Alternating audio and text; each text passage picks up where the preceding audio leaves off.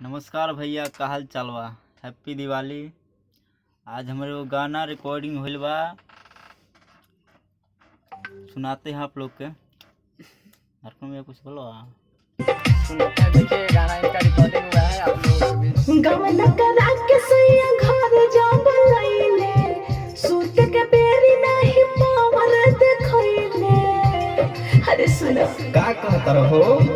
हाँ, गवन करा के सैया घर जाब लइले, अच्छा, सूत के बेरी नहीं पावर देखइले। तो हम का करी।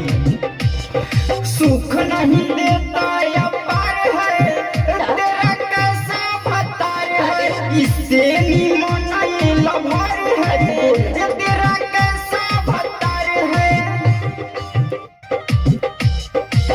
कहन के राजा कानी दिया बाबू दादा हो, कहल से लेवे के बनाही हम के मजा हो। अरे सुना हमरा नहीं सुने के। हाँ, कहन के राजा कानी दिया बाबू दादा हो, कहल से लेवे के बनाही हम के मजा हो। ओकरा के दिल से निकाल के तू फेंका हो, एक बारी हमके आजमा के तू देखा हो। उसका तो पावर बेकार है, रे तेरा कैसा भतार है। इससे निमन ये लभर है, रे तेरा कैसा भतार है।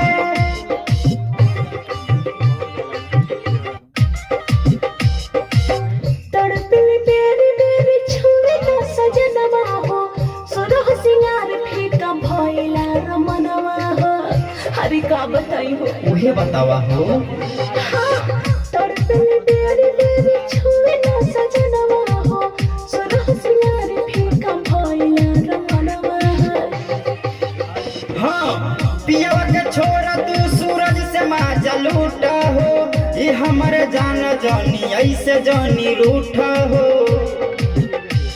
मुकेश में पावर हजार है, रे तेरा कैसा भतार है।